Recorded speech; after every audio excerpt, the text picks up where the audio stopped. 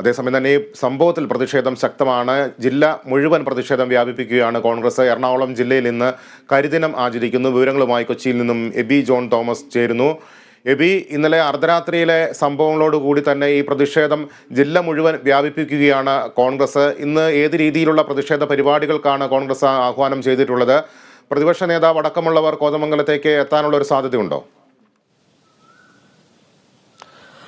ലിബിഷ്, തീർച്ചയായും വലിയ രീതിയിലുള്ള പ്രതിഷേധത്തിന് കോൺഗ്രസ് തീരുമാനമെടുത്തിരിക്കുന്നു. ഇന്ന് ഈ ജില്ലയിലെ മുഴുവൻ മണ്ഡലങ്ങളിലും വലിയ രീതിയിലുള്ള പ്രതിഷേധ പരിപാടികൾ നടത്തും. ജില്ലയിൽ ഇന്ന് കരിദിനം ആചരിച്ചുകൊണ്ടുള്ള പ്രതിഷേധമാണ് നടത്തിക്കൊണ്ടിരിക്കുന്നത്. എന്തായാലും എല്ലാ കേന്ദ്രങ്ങളിലും ഇത്തരത്തിൽ ഇതിനെതിരെയുള്ള പ്രതിഷേധങ്ങൾ തുടരും. ഒപ്പം കോതമംഗലത്ത് നിലവിൽ തുടരുന്ന പ്രതിഷേധം തുടരും എന്നുള്ള ആ നിലയ്ക്ക് തന്നെ തുടരുമെന്നുള്ള ഒരു പ്രതികരണമാണ് നമ്മളിപ്പോൾ നേതാക്കളുമായി ബന്ധപ്പെട്ടപ്പോൾ നമുക്ക് ലഭിച്ച വിവരം എന്ന് പറയുന്നത്.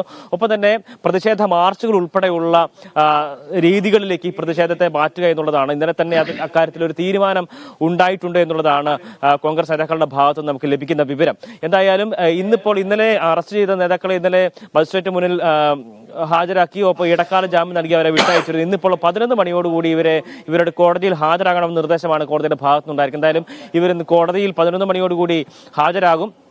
ഒപ്പം തന്നെ തുടർ നടപടികളുടെ ഭാഗമായി തന്നെ ഈ പോലീസിന്റെ ശക്തമായ രീതിയിലുള്ള ഇടപെടലൊക്കെ തന്നെ ഉണ്ടായി. ഇന്നലെയും വലിയ രീതിയിൽ പ്രതിഷേധങ്ങൾ പോലീസിനെതിരെ തന്നെ ഉണ്ടായിരുന്നു.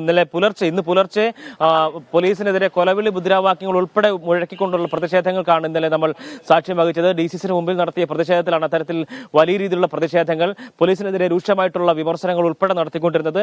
നേരത്തെ തന്നെ നമ്മൾ ഇത്തരത്തിൽ പോലീസിനെതിരെ അധിക്ഷേപകരമായിട്ടുള്ള മുദ്രാവാക്യങ്ങൾ മുഴക്കുന്നത് കേട്ടിട്ടുണ്ടായിരുന്നു. എന്നാൽ ഈ ഒരു സംഭവവുമായി ബന്ധപ്പെട്ട് കൊലവിളി മുദ്രാവാക്യങ്ങൾ ഉൾപ്പെടെ മുഴക്കുന്ന നിലയിലേക്ക് പ്രതിഷേധം ശക്തി പ്രാപിക്കുന്ന കാഴ്ചയാണ് കാണുന്നത്. അതിന്റെ തനി ആവർത്തനങ്ങൾ തന്നെ ഇന്നും ഉണ്ടാവാനുള്ള സാധ്യത തന്നെയാണ് കാണുന്നത്. എന്തായാലും ഇതുമായി ബന്ധപ്പെട്ട് DCC അത്തരത്തിലുള്ള തീരുമാനമാണ് എടുത്തിരിക്കുന്നത്. ജില്ലയിലെ മുഴുവൻ മണ്ഡലങ്ങളിലും കരിദിനമായിട്ട് ആചരിക്കും. ഒപ്പം തന്നെ വലിയ രീതിയിലുള്ള പ്രതിഷേധ മാർച്ചുകൾ ഉൾപ്പെടെ സംഘടിപ്പിക്കാനുള്ള തീരുമാനത്തിൽ തന്നെയാണ് DCC ഉള്ളത്.